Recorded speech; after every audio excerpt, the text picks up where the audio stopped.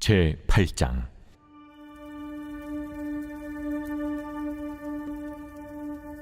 여섯째 해 여섯째 달 초닷새 나는 집에 앉았고 유다의 장로들은 내 앞에 앉아 있는데 주 여호와의 권능이 거기에서 내게 내리기로 내가 보니 불같은 형상이 있더라.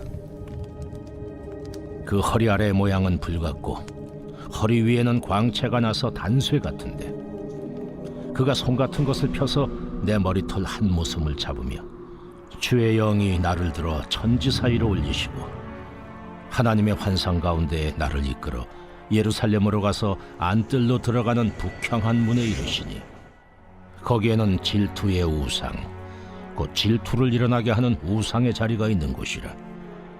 이스라엘 하나님의 영광이 거기에 있는데 내가 들에서 본 모습과 같더라.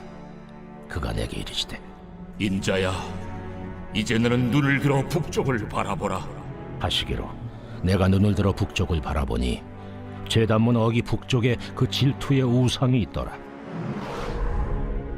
그가 또 내게 이르시되 인자야, 이스라엘 족속에 행하는 일을 보느냐? 그들이 여기에서 크게 가증한 일을 행하여 나로 내 성소를 멀리 떠나게 하느니라. 너는 다시 다른 큰 가증한 일을 보리라 하시더라. 그가 나를 이끌고 뜰문에 이르시기로 내가 본즉 담에 구멍이 있더라. 그가 내게 이르시되 인자야, 너는 이 담을 헐라 하시기로 내가 그 담을 허니 한 문이 있더라.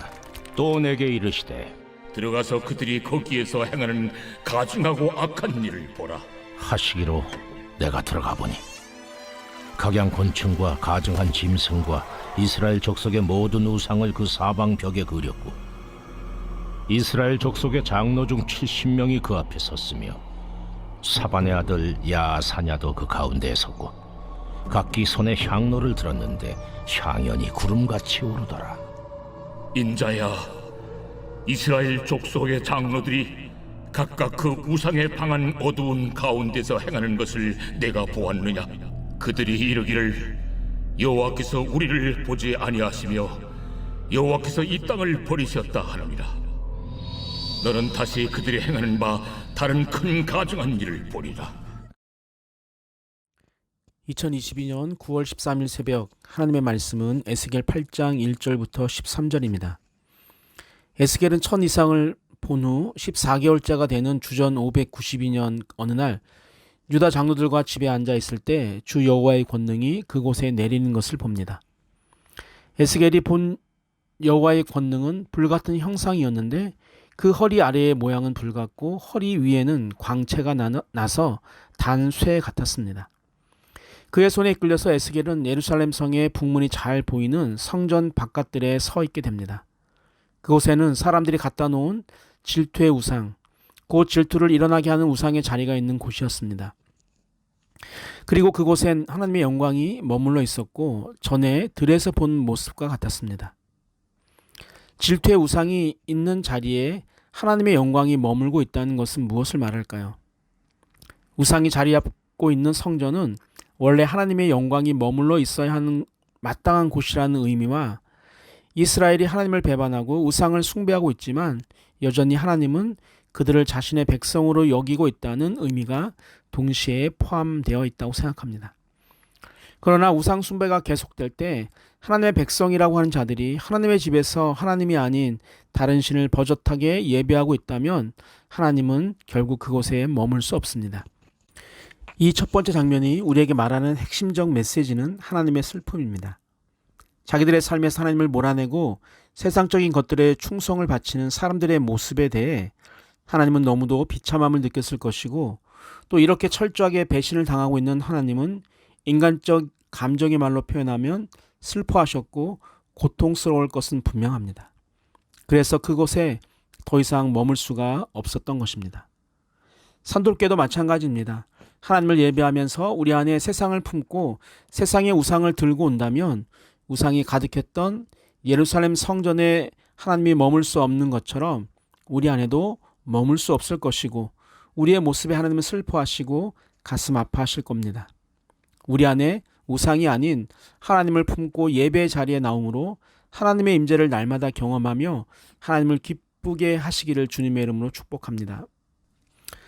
5절부터 13절에서는 에스겔의 영이 여호와의 안내를 받아 목격한 성전 곳곳에서 이루어지는 우상 숭배 행위를 묘사하고 있는데, 먼저 5절과 6절은 성전뜰 제단문 입구에 세워진 질투의 우상에 대한 묘사입니다.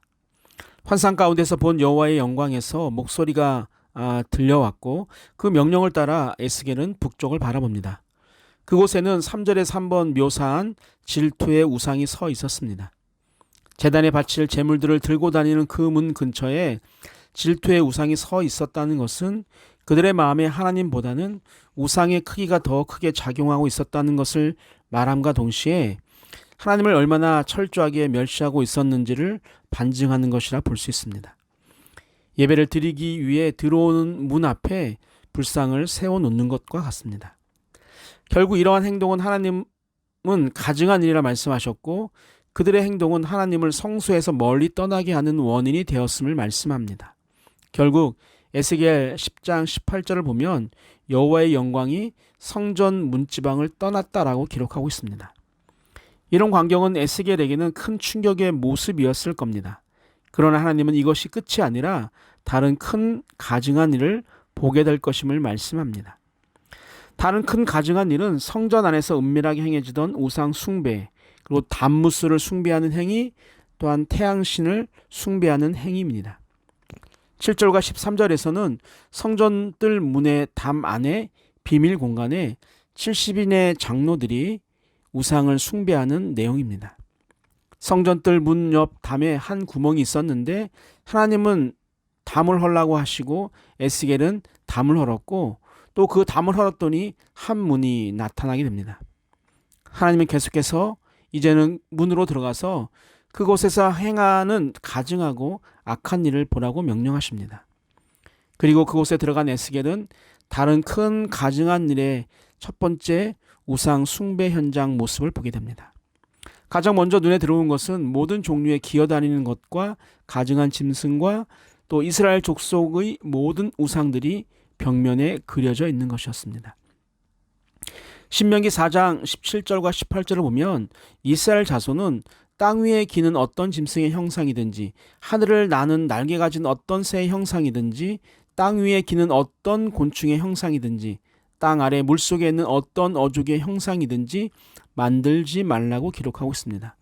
그것을 엄격하게 우상 숭배로 규정하여 엄격하게 금지하고 있는데 그것들이 버젓이 성전 내부에서 새겨지고 숭배되고 있었던 것입니다. 에스겔을 더 경악하게 한 것은 이스라엘 장조 70명이 이 벽화들 앞에서 서 그 짐승들에게 제사를 드리고 있는 모습이었습니다. 11절입니다. 이스라엘 족속의 장로 중 70명이 그 앞에 섰으며 사반의 아들 야사냐도 그 가운데 섰고 각기 손에 향로를 들었는데 향연이 구름같이 오르더라. 아멘. 70명의 장로들 중에 사반의 아들 야샤나가 그 가운데 서 있었습니다. 사반은 요시야 왕의 대대적인 종교개혁 당시에 가장 신실한 지도자였습니다. 그런데 그의 아들이 이런 혐오스러운 일을 하고 있었습니다.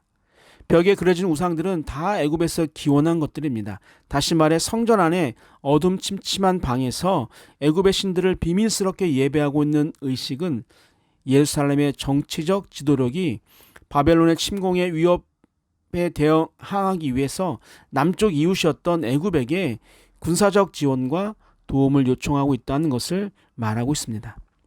신앙이 정책을 이끌어 가야 하는데 정책이 신앙을 좌지우지하게 되는 현실을 잘 말해주고 있습니다.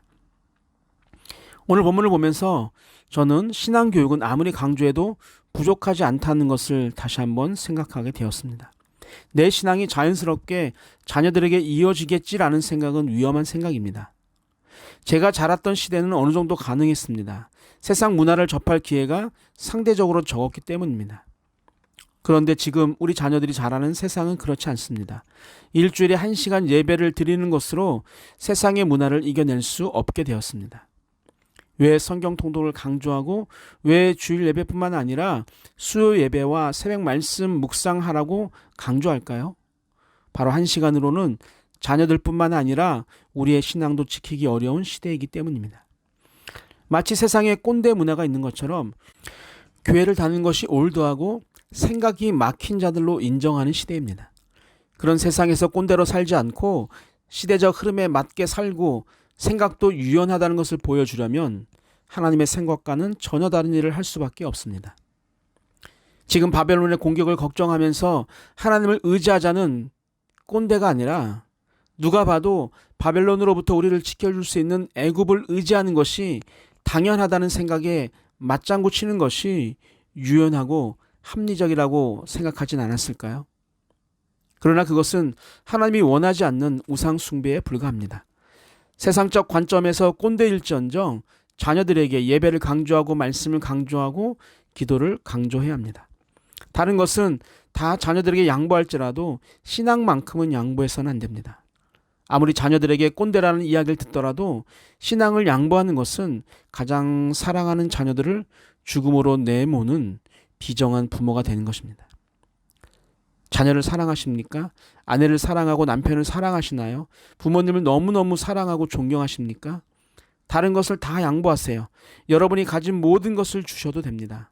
그러나 신앙의 문제만큼은 목숨을 걸고 지켜야 합니다. 내가 무너지면 사랑하는 가족 모두가 무너지게 됩니다. 시간이 지나면 돌아오겠지라는 생각도 위험합니다. 무조건적인 기다림이 아닌 계속적인 관심과 기도와 교육이 반드시 필요합니다. 각 주일학교 부서에 꼭 참석하게 하시고 억지로라도 그곳에서 계속적으로 신앙의 교육을 받게 해야 합니다. 그런 시간들이 쌓일 때 우리 자녀들은 우리가 원하고 또 하나님이 원하시는 길을 걷게 될 것입니다. 추석 명절의 연휴를 마치고 새롭게 시작하는 하루입니다. 여러분의 가정과 사업과 직장 안에 하나님만이 가득하게 되기를 주님의 이름으로 축복합니다. 아멘. 사랑의 하나님 아버지, 긴 추석 명절이 지나고 다시 일상으로 돌아갑니다. 명절을 보내느라 분주했던 마음을 다시 한번 정리하는 시간이 되게 하시고 음식을 장만하고 또 먼 길을 오고 하는 일로 육체적 피곤함이 많이 있습니다. 주님께서 우리의 모든 육체적 피곤과 정신적 피곤이 다 사라지도록 우리에게 평안과 위로를 허락해 주옵소서. 한 주간도 주님의 말씀을 붙잡고 살게 하시고 자녀들을 말씀과 기도로 잘 양육하는 멋진 부모가 되게 하여 주옵소서. 함께 하실 주님을 기대하며 사랑이 많으신 예수님의 이름으로 기도하옵나이다. 아멘. 우리 함께 기도합니다. 우리의 예배에 하나님이 함께 할 수 있도록 내 안의 우상을 다 버리게 하옵소서. 두 번째, 가족 모두가 하나님 말씀 안에 거하고 하나님이 원하시는 길을 걷게 하옵소서. 마지막, 추석 명절로 인한 육체적, 정신적 피곤이 주님의 사랑으로 다 사라지게 하옵소서. 우리 함께 기도하시겠습니다.